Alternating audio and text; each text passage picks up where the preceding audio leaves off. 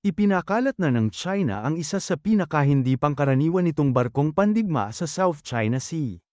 Ang Type 076 Sichuan ay nagsimula na sa unang cross-regional trials nito, ngunit hindi ito ordinaryong pagsubok. Ito ang kauna-unahang tunay na drone carrier sa mundo, na idinisenyo para sa unmanned air power. Isang malaking pagbabago ito sa paraan ng pakikipagdigma sa dagat. Sa puso ng Sichuan ay ang isang makabagong teknolohiya, ang electromagnetic catapult. Dati, makikita lamang ito sa mga advanced carrier tulad ng USS Gerald R. Ford at Fujian ng China. Ngayon, inangkop na ito para sa mga drone.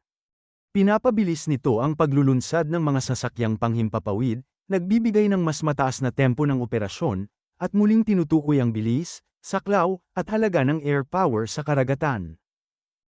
Hindi lamang isang carrier ang Sichuan, isa itong hybrid war machine. Kaya nitong mag-deploy ng mga drone para sa surveillance at strike missions, habang kayang magdala ng mahigit 1,000 tropa para sa amphibious operations. Ang ganitong kakayahan ay nagiging isang makapangyarihang sandata, lalo na sa mga pinagtatalunang lugar tulad ng Taiwan Strait. Ang deployment nito sa South China Sea ay isang kalkuladong hakbang. Ang rehiyong ito ay matagal nang may tensyon dahil sa presensya ng iba't ibang kapangyarihang militar.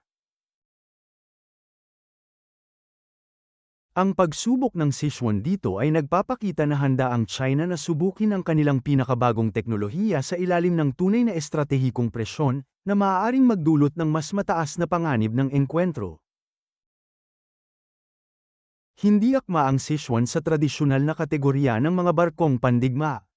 Ito ay simbolo ng paglipat tungo sa drone-based naval warfare, isang pagbabago na maaaring muling humubog sa balanse ng kapangyarihan sa dagat. Mula sa South China Sea, ito ay hindi lamang isang pagsubok, kundi isang malinaw na mensahe, narito na ang kinabukasan ng digmaang pandagat. Ang pag-usbong ng drone carrier ay maaaring magbago sa balanse ng kapangyarihan sa dagat. Sa paglipas ng panahon, ang teknolohiyang ito ang maaaring magtakda ng susunod na yugto ng digmaan. Ano sa tingin mo, banta ba ito o simpleng pagsubok lang? Comment mo sa baba. Kung gusto mo ng ganitong content, follow at subscribe for more updates.